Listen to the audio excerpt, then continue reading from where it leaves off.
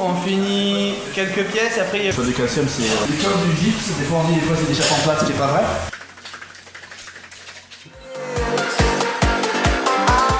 Un décollement de l'étance. On va enlever le graissage qu'on a envoyé tout à l'heure. T'as toujours l'amorce. Ouais. Vas-y. Ah ouais, du coup vous communiquez par téléphone. Ouais, c'est loin du jeu. Non, pas à fond, mets-toi à 2 tiers.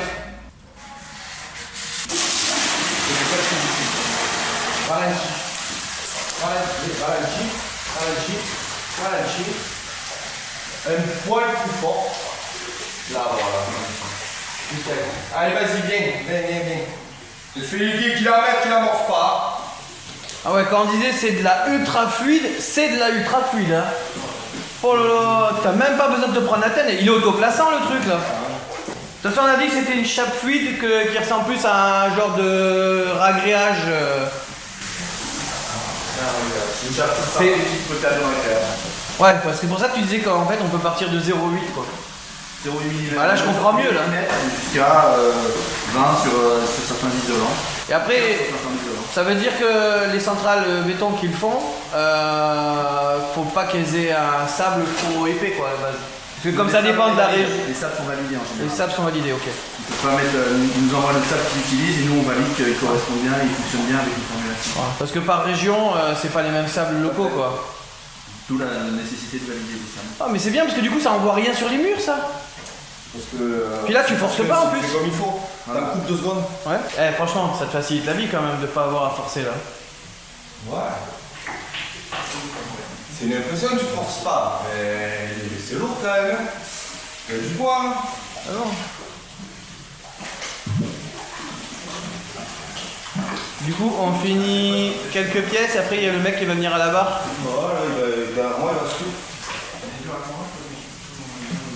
Ok. Il faudra que je fasse tout à l'heure un essai. Hein. Ça s'appelle le cône d'apprentissage. Si tu fais, tu t'en souviens mieux que si tu ne fais pas. Et si tu transmets et que tu fais, tu retiens encore mieux. Ah, t'as commencé à remplir les zones où t'avais repéré que c'était les zones les plus hautes qu'il y avait à charger. Il est où le silicone? Il est là-bas. C'est bon, il a fait trop tard. Okay. Ah ouais, pour évacuer, tu fais une boucle et tu évacues la boucle. Ok.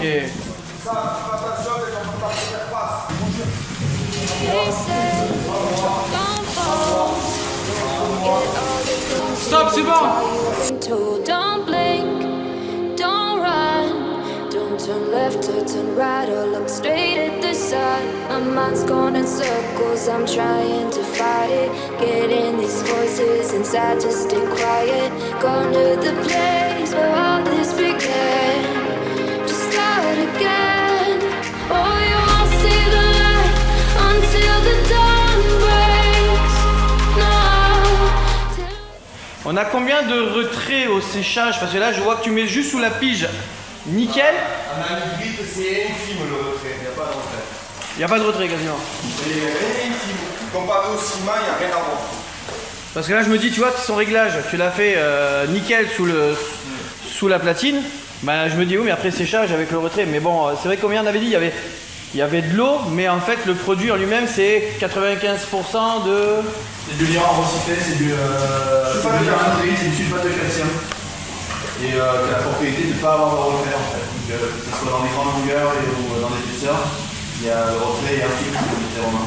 Ouais. Ça, en fait, c'est ça l'avantage par rapport à la chape de ciment. Tout à fait. Ça va me permettre de faire de temps de fractionnement sur une chape normale posée, c'est jusqu'à 1000 m² sans temps de fractionnement. Ok. Plancher chauffant, 300 m². Ouais, ok. C'est la composition de ça, c'est pas comme c'est pas une base ciment, c'est une base Un sulfate de calcium, donc le sulfate de calcium c'est comme du gypse, des fois on dit des fois c'est des chapes en plate, ce qui n'est pas vrai. Déjà pour l'anhydride, c'est comme c'est un peu la même base que le plate, seulement c'est une molécule un petit peu différente. Sur le site, quand je l'ai regardé, il marquait que c'était genre récupération des déchets chimiques en fait. C'est ça. Valorisation des déchets chimiques. Tout à fait. En fait, l'anhydride à la base, c'est un déchet de l'industrie de la chimie du fluor. Quand on fabrique de l'acide fluorhydrique, on génère aussi des tonnes d'anhydride. Et depuis une trentaine d'années, elle est valorisée sous la forme de chape chape fluide. Donc en fait, le produit, le liant tel qu'on le vend nous pour l'application, c'est essentiellement du produit recyclé. C'est-à-dire, avant ça partait. Attention. Hop. Alors avant c'était en flux, ça partait au fond de la mer, maintenant ça part sur le sol. Ce qui est bien mieux quand même. Ouais, c'est mieux, ouais. Ouais, mais c'est quoi, à l'ère de la RE 2020 là, bah, c'est les maîtres d'œuvre, tout ça, ils vont kiffer parce que du coup il y aura un bilan. Attends, je te mets au-dessus. Non, mais on va pas tomber la prise. Nous, tu vas la faire tomber. Ouais. Parce que avec le bilan carbone, du coup, ils vont se dire, bah, on va compenser avec la chape fluide par rapport à un autre matériau qui pollue plus pour faire la compensation, quoi. Ordre de grandeur, une chape comme celle-là qui est un peu découlée sur ces épaisseurs-là, les études qu'on a fait faire estiment qu'on est à peu près à 1 kg de CO2 par mètre carré par centimètre. C'est très très faible, c'est on va dire 3-4 fois moins qu'un équivalent ciment. Ah, on est obligé de penser à tout maintenant, donc il y a les fiches FDES de ça, hein. Il y a les fiches FDES, ouais. Ah ouais. Je vous expliquerai plus tard les gars ce que c'est que les fiches FDES pour ceux qui savent pas. C'est en continu, hein. T'as pas le droit de t'arrêter, hein. Si, je pourrais, mais là je vais finir toute la zone d'abord, et après je manipulerai, et après on passera les autres. En fait, tu veux faire tout le bas et après qu'il y a un gars qui soit à niveler pendant que toi t'es en haut, quoi. Parce qu'il faut découvrir depuis tout à l'heure, sur les cuisses le reste. Combien de temps il faut attendre pour niveler dans la foulée Tu peux niveler dans la foulée, mais il faut pas tarder trop non plus. Parce que je crois qu'en temps ouvert de travail, il a dit que t'avais 2-3 heures. Oui, le toupie on peut la mettre, mais une fois que le produit est au sol, il y a quand même une prise qu'on va se faire. Ouais, il y a la prise de base, quoi. Donc selon l'épaisseur, s'il y a beaucoup, t'as la marge pour travailler. Si t'as pas beaucoup, t'es obligé d'attaquer tout de suite, quoi. Ça dépend surtout de la porosité du sol. Oui, c'est ce que je dis. Par exemple, si on travaille sur du 1 cm, bon, bah faut que tu interviennes rapidement parce que sinon ça va sécher vite. Alors si tu as du 4-5 cm, Là, t'as plus de temps. bah là t'as plus de temps, voilà. Allez, la boucle. Ça va, hein, ouais. Pour ça, faut pas les cochonneries à ramener avec les bottes parce que tu te sentirais vite sous les pieds là. Je t'ai fait la liste de questions que j'ai repéré que tu m'avais posé là. Oh punaise. Mais ça, on va le faire à la sortie, ça. Un petit coup, quoi, histoire de quoi.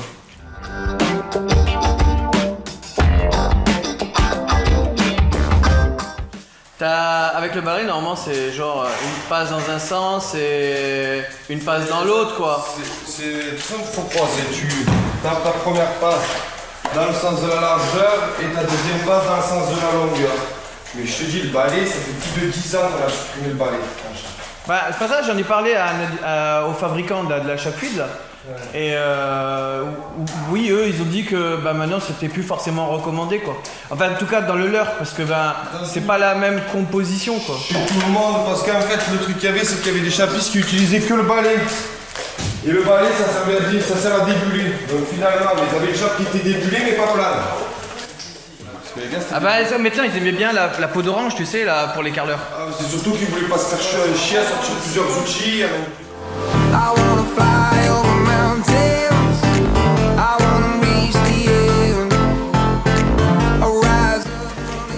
Il y avait quand même plus d'épaisseur en bas. On peut tirer jusqu'à 6 cm hein, d'épaisseur. Hein.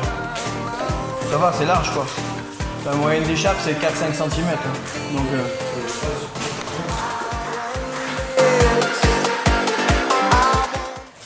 Et quand tu es sur des planchers chauffants, c'est pareil. Hein.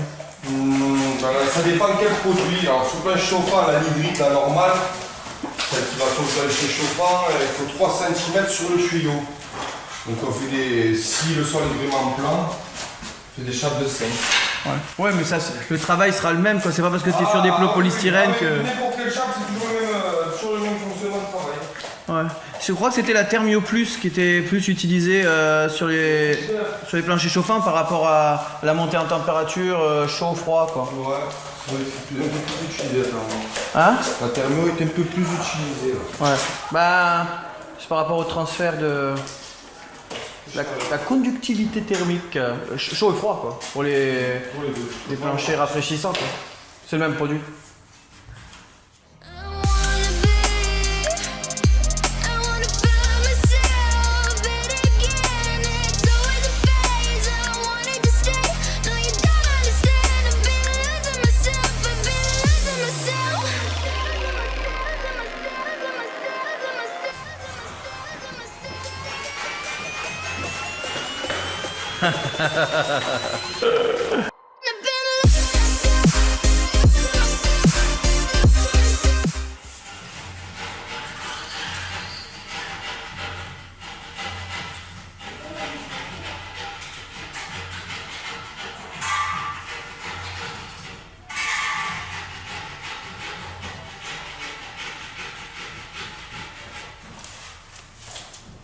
Et celle-ci, il disait que elle va pas faire trop de film dessus après au séchage.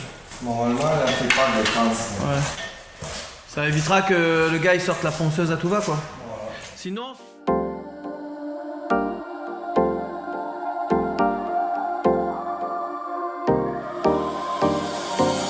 Time for a love potion, a little sweet and spice. Throw it all in a cauldron, mix it up real nice. Je me fais une idée. On vous donne ça, Marwan, s'il te plaît. Vas-y. Allez, ça chute. I dream of you all night. Filled with emotion, follow the signs. With this love potion, you will be all mine. I'm pulling you closer to me. You're finding it harder to breathe. The magic is taking over your mind entirely. I'm the only one that you see. I got what you want, what you need.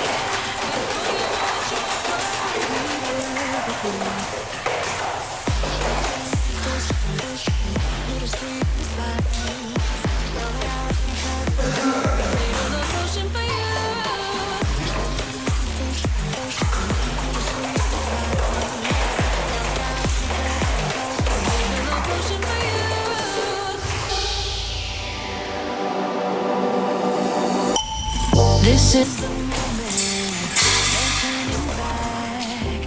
One drop on your Et le bass, il dit que c'est bon ou pas? lips, under the moonlight. Stay close to my side. We're burning so bright. Oh, oh, oh. Filled with emotion, follow the signs.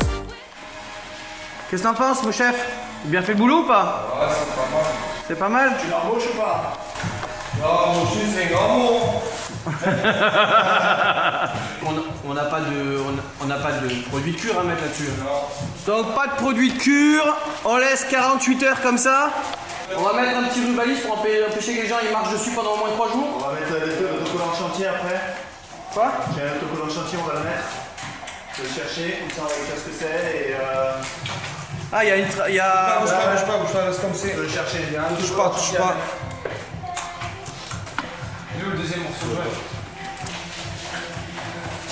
Eh, ça brille, hein?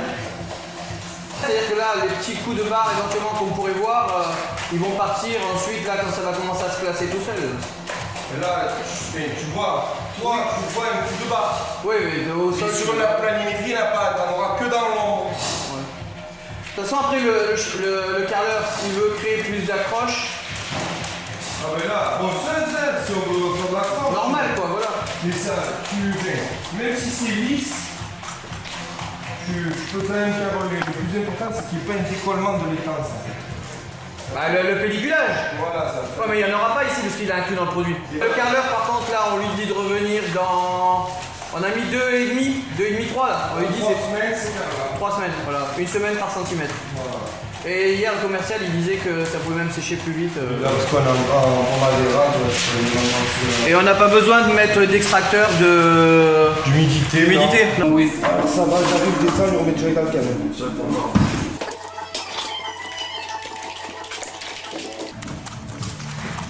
Tu sais, j'ai vu des gars poser des chapes fuites comme ça des fois, et il y avait jusqu'à 3-4 cm de fausse pente. Sur la dalle? Ah ouais. Ouais, c'est bon, j'ai déjà vu même plus. Ouais. Moi, que j'intervenais en placo derrière, je faisais mais oh le gars, quand j'ai fait mon trait de niveau, c'était la folie quoi. Donc j'avais du mal avec l'histoire de la fluidité, parce qu'en fait le mec s'il se plante, il fait des trop pleins facilement. Tu vois.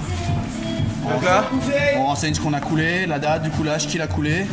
On rappelle quelques petites règles en cas de plancher chauffant ou justement le chantier est accessible 24-48 heures après le coulage. Et qu'après 24 heures, faut pas ventiler, on peut ventiler à partir de 2 jours à peu près. Ça c'est les règles de plancher chauffant, on rappelle, hein, un plancher chauffant doit toujours être mis en chauffe, c'est la règle. Ouais. Mais normalement, il y a un programme sur les chauffages au sol. Normalement il y a un programme sur les chauffages au sol 7 jours après le coulage. Là, on n'en a pas, mais bon, voilà, s'il y avait un chauffage au sol, l'état de surface. Donc ici on a coulé Excelio qui comporte un produit qui s'appelle l'ESP qui est sans pellicule. Donc la chape va être sans pellicule. Donc c'est une information pour le carreleur, ça. Voilà, c'est l'information pour le carreleur. Il y a un petit rappel auprès du carreleur des différents pourcentages auxquels on peut coller. Soit du carrelage, soit du sol souple, soit de parquet flottant. Ici on est avec la technologie R+R, donc on peut coller le carrelage à partir de 2% d'humidité contre 1% normalement pour les chapes. Ça a été validé, ça, de toute façon. Validé par le CSTB. Ok. Donc Ouais. c'est un petit rappel, et on rappelle le carreleur doit contrôler l'humidité avant En de même temps, coller. ça lui laisse un pense-bête par rapport au client qu'il faut lui. Parce que tu sais, ils titillent tous là-dessus, hein, sur Ouais, l'histoire ouais. des 1%, 2%. Donc c'est aussi à l'usage du client, de l'utilisateur final, pour qu'il connaisse les règles et qu'il soit au courant de...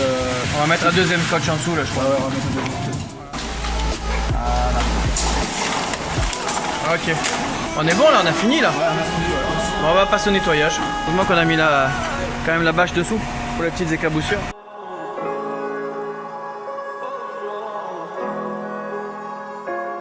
Ça serait bien d'appliquer un petit produit pour éviter l'adhérence sur la barre, soit avant, soit après. On l'a pas trempé longtemps, ça lèvera.